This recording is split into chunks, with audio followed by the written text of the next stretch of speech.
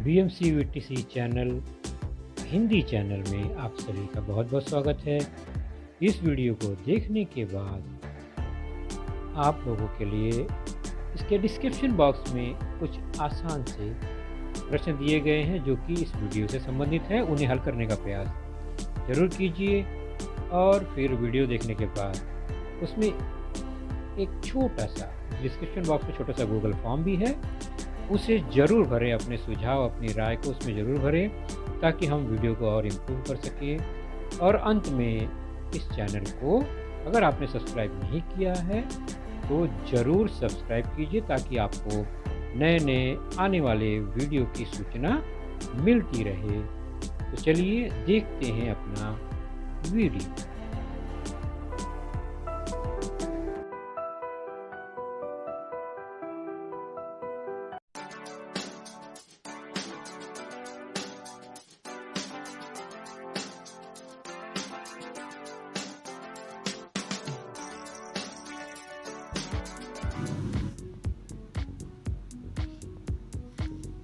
तो आज की कक्षा आठवीं कक्षा में हमारा आज का जो विषय है वह है गणित विषय के अंतर्गत आज का हमारा जो पाठ है वह है आपके पाठ्य पुस्तक से लेसन नंबर 14 कंपाउंड इंटरेस्ट, जिसका पार्ट फर्स्ट पहला भाग आज हम देखेंगे। चक्रवृद्धि ब्याज भाग पहला। और मैं हूं आपका वर्चुअल मार्गदर्शक अजय कुमार मौर्य, MCGM के वर्चुअल क्लासरूम दादर से। तो जब चक्रवृद्धि ब्याज यानी ब्याज की बात आएगी तो हम हमेशा हमारे दिमाग में एक ही ख्याल आता है, बैंक। यानी बैंक से हम कर्जा लेते हैं या बैंक में कुछ रकम जमा करते हैं तो उसके बदले में हमें कुछ ज़्यादा रकम देनी या लेनी पड़ती है कुछ अवधि के पश्चात, जिसे कि ब्याज कहा जाता है। तो आर्थिक व्यवहार यानी पैसे का लेन देन यहाँ पर होता है सरकार मान्य संस्था जो कि बैंक कहलाती है। अलग अलग स्ट्रक्चर आकार के बैंक होते हैं। बैंक के अंदर अलग अलग सुविधाएं दी जाती हैं। बैंक में न जाना पड़े, बैंक की भीड़ कम करने के लिए ये मशीन आप आजकल देख रहे हैं। अक्सर हर बाजार में कहीं न कहीं यह दिखाई देता है, ATM मशीन, जिसमें हम कार्ड की सहायता से, बैंक के कार्ड की सहायता से पैसे निकालते हैं और कहीं कहीं जमा भी कर सकते हैं। तो पैसों का व्यवहार करने वाली सरकार मान्य संस्था बैंक है। यह हमने कक्षा 6वीं 7वीं में इन्हें देखा है, इसलिए इस पर हम ज़्यादा चर्चा नहीं करेंगे। तो बैंक में हम क्यों जाते हैं, उसका कारण क्या है, आप अपने घरों में अपने मम्मी पापा या अपने बड़े से जिसका बैंक में खाता है उनसे ये चर्चा कर सकते हैं। बैंक में अलग अलग प्रकार के खाते होते हैं। हमारा प्रमुख जो मुद्दा है वह है ब्याज। तो बैंक ब्याज देती है अगर हम उन्हें उसमें रुपया या पैसा जमा करें, और ब्याज लेती है अगर हम उनसे कोई धन कर्ज के रूप में लें। तो बैंक के व्यवहार में कुछ शब्द हैं, ब्याज, मूलधन, समय और दर। तो इन सभी के बारे में कक्षा 7वीं में भी हमने देखा है। फिर भी एक बार रिवाइज कर लेते हैं। ब्याज मतलब जो रकम है, जो पैसा हम जमा कर रहे हैं, उसके बदले में कुछ समय बाद बैंक हमें कुछ एक्स्ट्रा रकम देती है तो ब्याज होता है। और हम जो रकम जमा कर रहे हैं अपनी, उसे मूलधन कहते हैं। जितने समय बाद हमें पैसा एक्स्ट्रा मिल रहा है वह समय हो गया। और किस दर से, मतलब प्रतिशत के रूप में 100 रुपये पर कितने रुपए मिलेगा, यह दर कहलाता है। 100 पर कितना, जो कि प्रतिशत के रूप में लिखा जाता है।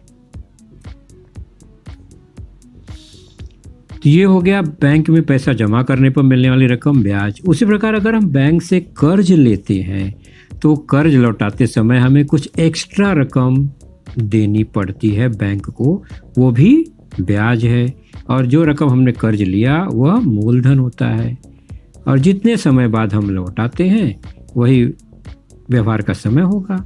और 100 पर कितना प्रतिशत है यह पहले से तय होता है, उसी दर से हमें ब्याज देना पड़ता है या लौटाना होता है।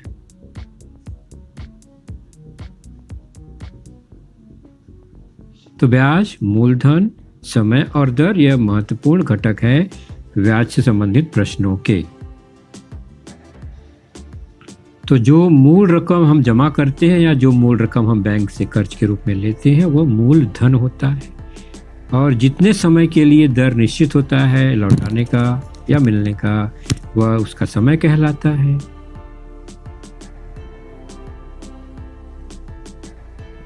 तो दर मतलब 100 रुपये पर दिया जाने वाला या मिलने वाला ब्याज ही होता है, लेकिन वह 100 पर होता है, इसलिए वह प्रतिशत है, हर 100 पर प्रतिशत। और हर साल के हिसाब से तय है वह, तो प्रति वर्ष लिखा जाता है, प्रतिशत प्रति वर्ष। यानी एक साल में, एक साल के बाद इतनी रकम 100 रुपये पर मिलेगी, वही दर होता है। तो मूलधन को म या अंग्रेजी के अक्षर कैपिटल P द्वारा दर्शाते हैं। दर रेट को द या कैपिटल R द्वारा दर्शाते हैं, रेट। काल अवधि समय को टाइम पीरियड क या N द्वारा दर्शाते हैं, नंबर ऑफ ईयर। मिलने वाले ब्याज या दिए जाने वाले ब्याज, इंटरेस्ट को प या कैपिटल I द्वारा दर्शाते हैं। मिश्र धन, अमाउंट मतलब पूरी रकम, जो मूल रकम है और ब्याज मिलाकर जो रकम बनती है उसे मिश्र धन कहते हैं। टोटल अमाउंट A अक्षर द्वारा दर्शाते हैं, जो कि मूलधन अर्थात P और ब्याज अर्थात I को जोड़ने के बाद प्राप्त होता है।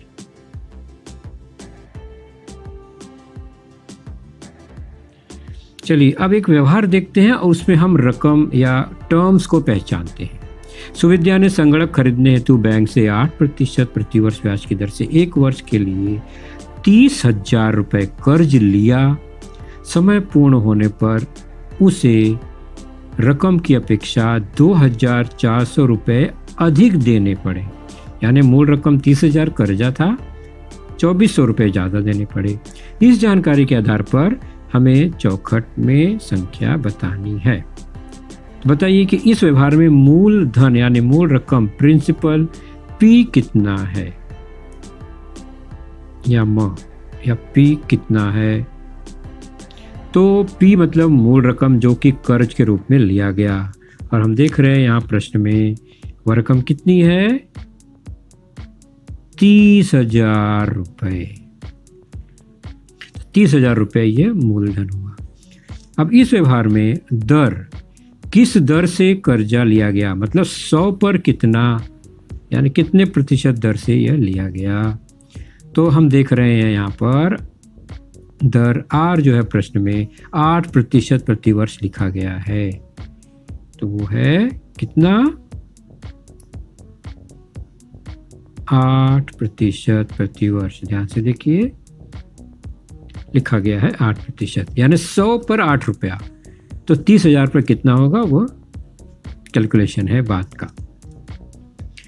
समय, कितने समय के लिए यह कर्ज दिया गया, यानी उतने समय तक के बाद हमें वह कर्ज लौटाना है। तो यहाँ पर ध्यान से देखेंगे तो यहाँ पर जो समय है वह 1 वर्ष लिखा गया है। तो 1 वर्ष का ही यह कर्ज है, तो n बराबर 1 वर्ष। अब कितना रकम ज़्यादा देना पड़ा, वही ब्याज हुआ, इंटरेस्ट हुआ।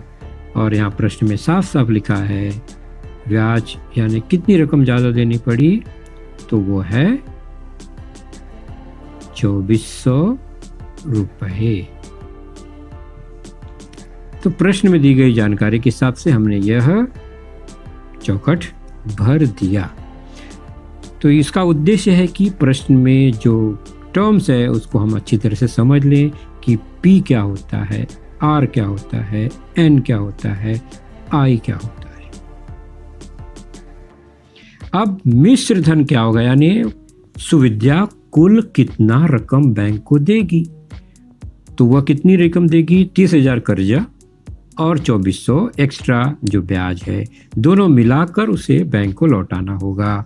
मतलब ये जो होता है वह किसके बराबर होता है, P मूलधन और I मिलाकर, P धन I, अर्थात यहाँ पर 30,000 और 2400 दोनों मिलाकर 32,400 रुपये की रकम सुविद्या बैंक को वापस करेगी। तो इस तरह से यह जानकारी को हमने समझा और लिखा।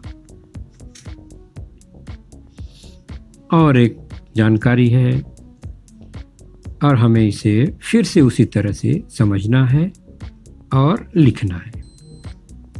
तो इस जानकारी के आधार पर चौखट में सही संख्या बतानी है। फटाफट देख लेते हैं। मूलधन, मूल रकम कितनी, यानी जो कि P अक्षर से दर्शाएंगे। और देख रहे हैं आप कितना है, ये पढ़कर बताइए प्रश्न में। वह है 25,000 रुपये। Very good. दूसरा, दर यानी 100 पर कितनी रकम की दर लगी है। तो प्रश्न के शुरुआत में ही लिखा गया है 8% प्रति वर्ष। R तो यहाँ हो गया 8% प्रति वर्ष। काल समय अवधि कितने वर्षों के लिए यह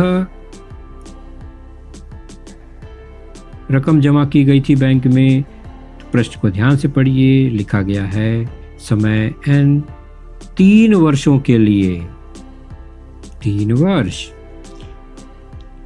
बैंक ने कितना ब्याज दिया, लिखा है साफ साफ प्रश्न में। बैंक ने ब्याज के रूप में 6,000 रुपये दिए। अब मुझे बताइए इस व्यवहार में मूलधन कितना हुआ, यानी अगर 3 साल बाद रकम निकालनी है आकाश को, तो उसे कितना रकम मिलेगा। तो उसे उसका 25,000 जो उसने जमा किया है P वो मिलेगा, प्लस उसे जो एक्स्ट्रा ब्याज मिला है वह मिलेगा।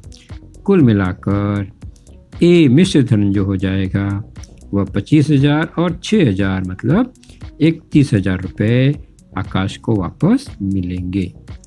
तो आपने सभी टर्म्स को देखा और प्रश्न के हिसाब से उसे समझा।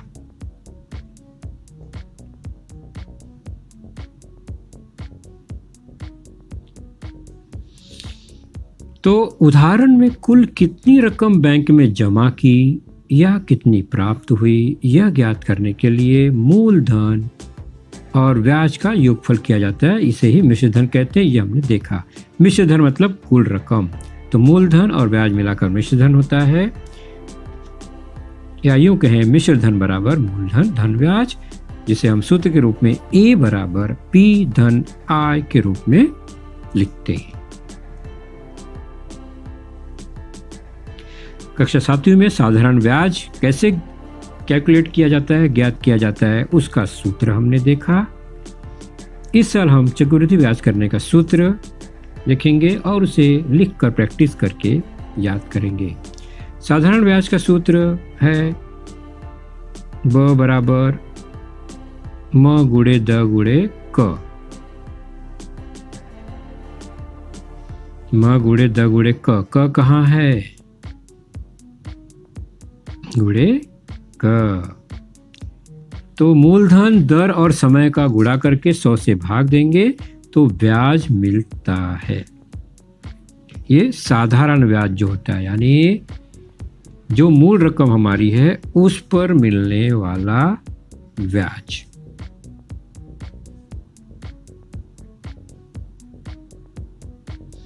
और उसके बाद मिश्र धन, तो हमारा मूलधन और उसमें ब्याज जोड़ देंगे तो A मिल जाएगा।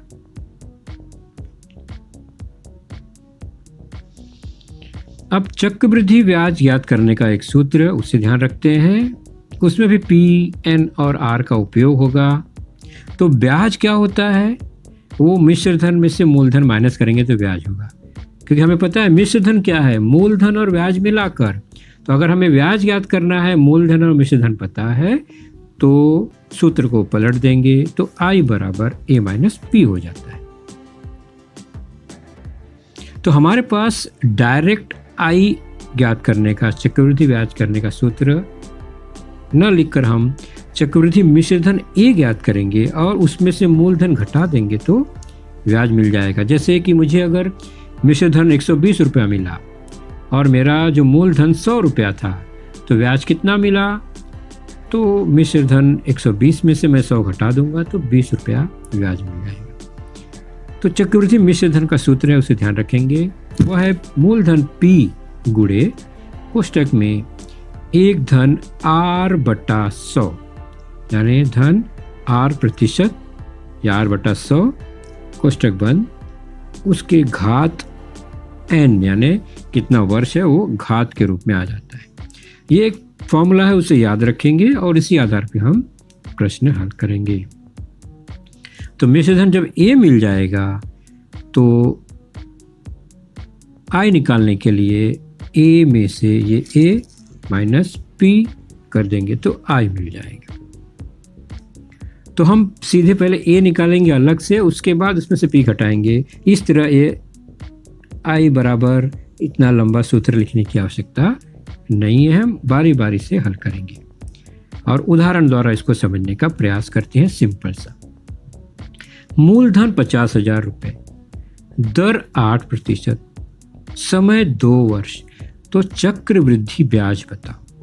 अगर साधारण ब्याज बताना होता तो हम PRN बटे 100 करते।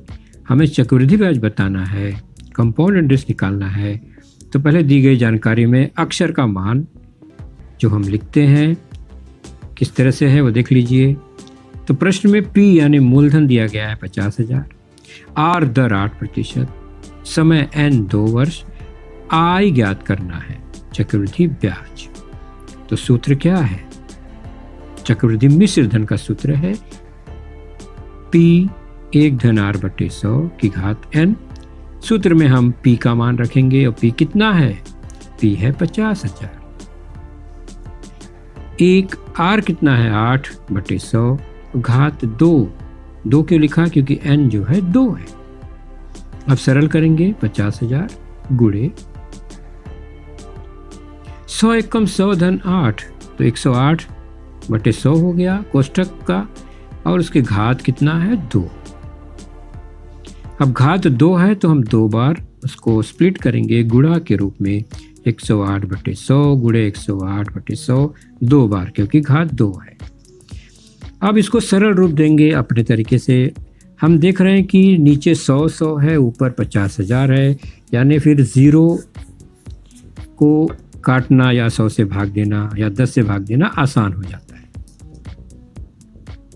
तो पहला 2 0 50,000 के 2 0 से कट गया, उसी प्रकार दूसरा 2 0 और 2 0 से कट गया, मतलब 5 बच गया लेफ्ट साइड में। तो 5 गुणे और यहाँ 108 और 108 बचा हुआ है, उसका गुणा कर लेंगे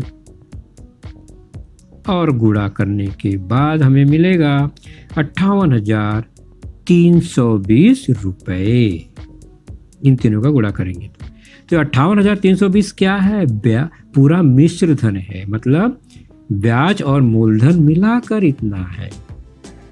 तो हमें ज्ञात करना है ब्याज, तो मिश्र धन में से मूलधन घटा देंगे और मिश्र धन हमें A मिला है 58,320 और मूलधन कितना था 50,000 रुपये।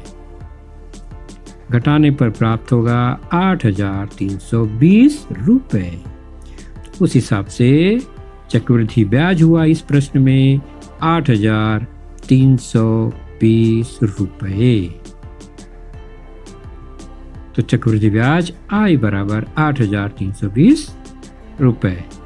तो किस तरह हमने PRN का मान देखा और सूत्र में इसका मान रखा, और फिर हमने मिश्र धन और मिश्र धन से ब्याज ज्ञात किया।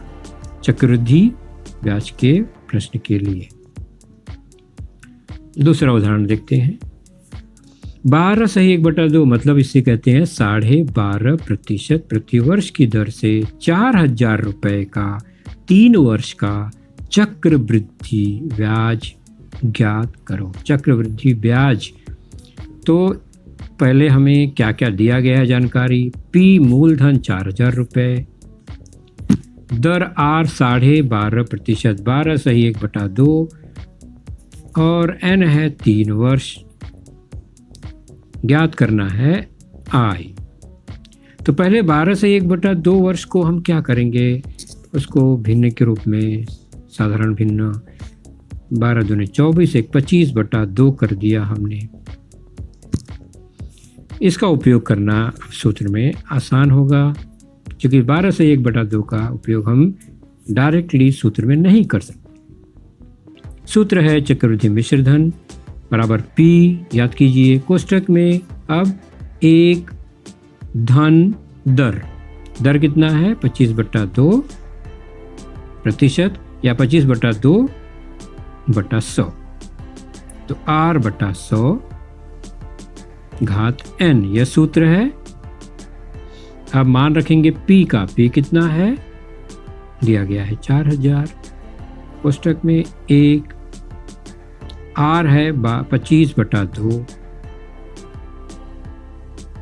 और नीचे पहले से ही 100 है तो गुणा 100 घात n, n कितना है 3। सरल देख कर देंगे, जैसे भी आप सरल कर सके। यहाँ मुझे दिख रहा है 25 से 100 को काटना आसान है, तो मैं यही काट दे रहा हूँ। 25 चौका 100, तो कोष्टक में क्या बचा 4,000 1 धन 1/8, 4 दूनी 8 हो गया घात 3।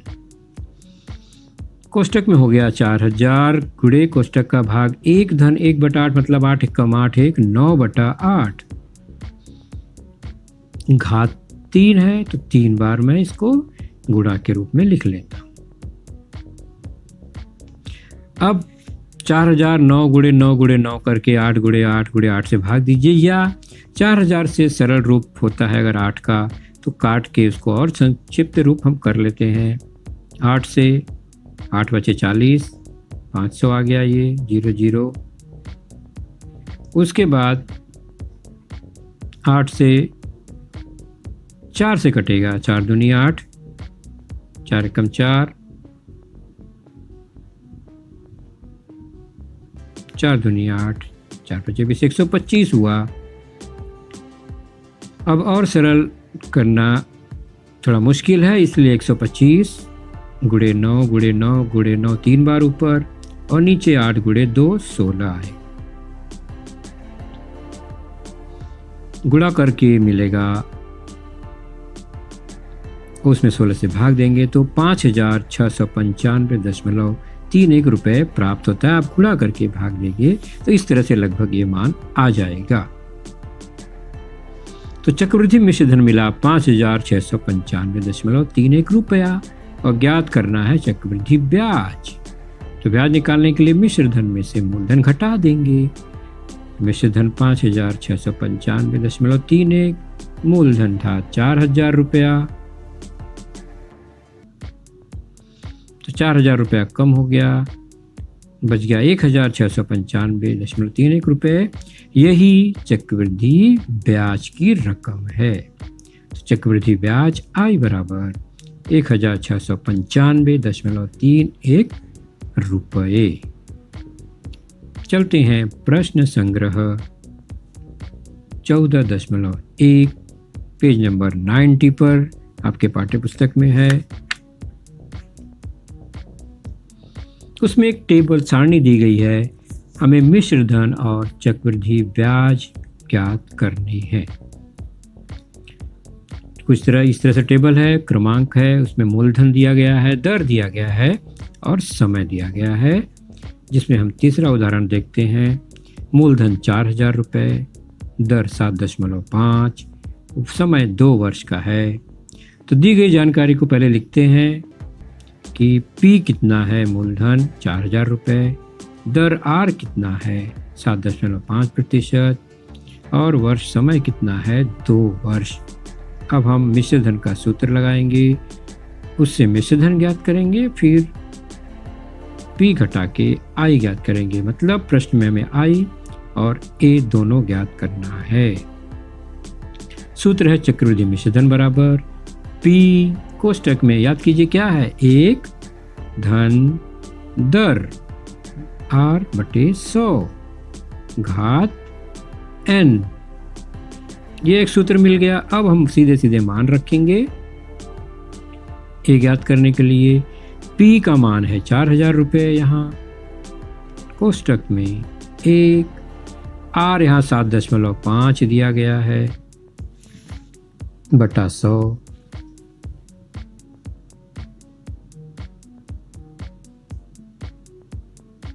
घात 2। बटे का निशान गलत जगह लग गया है, लेकिन वो 7.5 बटा 100 है। तो आएगा 4000 गुणे 1 धन 75 कर देंगे। 7.5 को दशमलव हटा के 75 बटा 10 कर देते हैं। नीचे 10 से 100 का गुणा हो जाएगा, बटे 1000 हो जाएगा। तो 7.5 बटे 100 को 75 बटे 1000 सरल रूप दे दिया हमने दशमलव हटाकर। अब क्या करते हैं, कोष्टक को थोड़ा सरल करके देखते हैं। तो 25 से कट जाएगा, 25 तियां 75, 3 बार ऊपर, और 25 चौका और 1 0, 40 बार कट गया, 3 बटा 40 हो गया। तो 4000 गुणे 3 बटा 40 और 1 धन 3 बटा 40 का मान हो जाएगा 40 कम 40 3 43 बटा 40 और घात 2। अब हम 4000 40 बटा 3 43 बटा 40 43 बटा 40 2 बार लिखेंगे क्योंकि घात 2 है।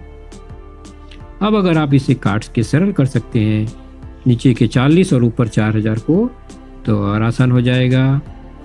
कैसे कर सकते हैं, 40 से 4000 को काटेंगे तो 100 आ गया। अब ऊपर 100 नीचे 40, 10 से भाग देके देखते हैं तो 10 चौक 40, 10 दहा में 100। अब इससे ज़्यादा सरल करना ठीक नहीं है। आप 2 से भी काट के कर सकते हैं, लेकिन फिर ऊपर 5 हो जाएगा। गुणा करने 10 से गुणा करना ज़्यादा आसान होता है, इसलिए हम इसको ऐसे ही छोड़ देंगे। 10 गुणा 43 और बटे 4। ऊपर गुणा करके 4 से भाग देंगे तो 4622.50 रुपये आएगा। यह हो गया मिश्र धन। हमें ज्ञात करना है चक्रवृद्धि ब्याज। तो मिश्र धन में से मूलधन घटाएंगे। मिश्र धन 4622.50, मूलधन 4000 रुपये, घटाने पर मिल गया 622 रुपये 50 पैसे या 622.50 रुपये। यह हुआ चक्रवृद्धि ब्याज। तो हमने मिश्र धन और ब्याज दोनों ज्ञात कर लिया।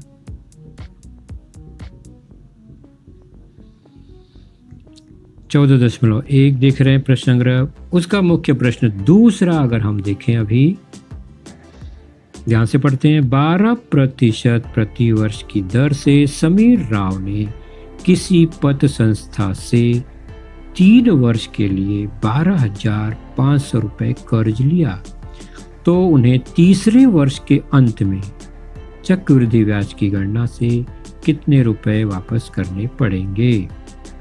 तो गणना करनी है तीसरे वर्ष के अंत में, यानी 3 साल बाद। तो मूलधन है यहाँ पर 12,500 रुपये, दर है 12% पहले लिखा है, समय 3 वर्ष, और चक्रवृद्धि ब्याज के हिसाब से हमें कितनी रकम वापस करने पड़े समीर राव को, यानी कुल रकम कितना। तो हमें ब्याज अलग से नहीं निकालना है, चक्रवृद्धि मिश्र धन ही ज्ञात करना है। तो चक्रवृद्धि मिश्र धन बराबर सूत्र है P कोष्टक में 1 धन दर R/100 की घात पूरे की घात N। मान रख देंगे सीधे सीधे। P का मान 12,500, 1 दर है 12, तो 12 r के स्थान पर बटा 100 घात n यानी 3 वर्ष। तो हो गया 12,500 गुणे 12/100 को काटकर हमें कॉम्प्लेक्स नंबर नहीं बनाने, तो हम 100 एकम 100 धन 12 112/100 सीधे सीधे कर देते हैं घात 3। तो आपको जो आसान लगे उस विधि से हम इसे प्रश्न सरल करेंगे। तो 12,500 अब 112/100 की घात 3 होने के कारण 3 बार इसको गुणन के रूप में लिखना होगा।